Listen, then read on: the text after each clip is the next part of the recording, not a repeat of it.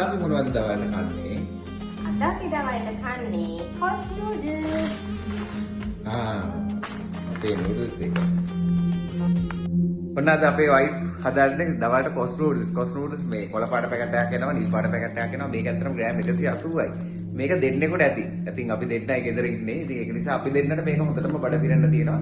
මොන හරි ප්‍රශ්න තියෙන ඇලෙන ගති, සමහර අයට නෝමල් නූඩල්ස් කද්දී නැත්නම් බෙරි වෙන ගති, බඩ පිපෙන ගති, බඩේ ගෑසෙන ඒවා. ඒක කිසි දෙයක් මේ නූඩල්ස් එකට එන්නේ නැහැ. try කරලා බලන්න. අපි අද හදන විදිය පෙන්නන්නයි හදන්නේ. ආවෙත එන්නේ කියන්නනිකෝ මගේ මනමාලි වී නුඹ කවදාද මාවෙත එන්නේ කියන්නනිකෝ ගෙලෙරන් මාලදා හැඩවී කනේරන් තෝඩුදා සැරසි මගේ මනමාලි වී නුඹ කවදාද මාවෙත එන්නේ කියන්නනිකෝ මගේ මනමාලි වී නුඹ කවදාද මා දැන් හොඳට තැම්බිලා තියෙන්නේ.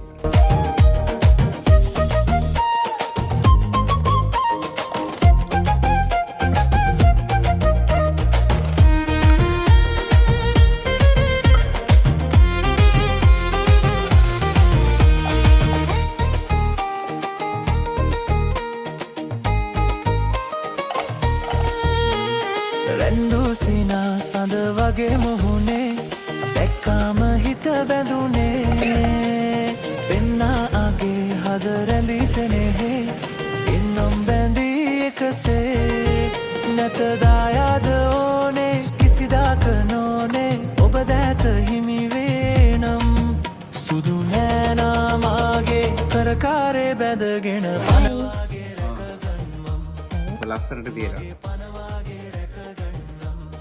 දිගට කාලම බල්ලා කියන්නේ.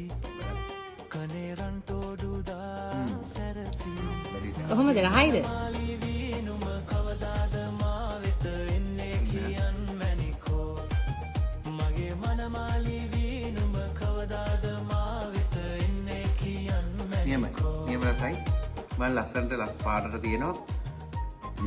චිකන් හදලා තියෙනවා.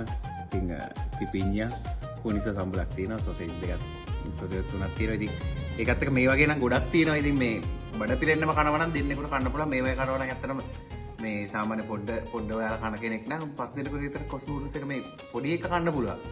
මේ වගේ හදලා මම නටියා වැඩිපුරක් කනවා.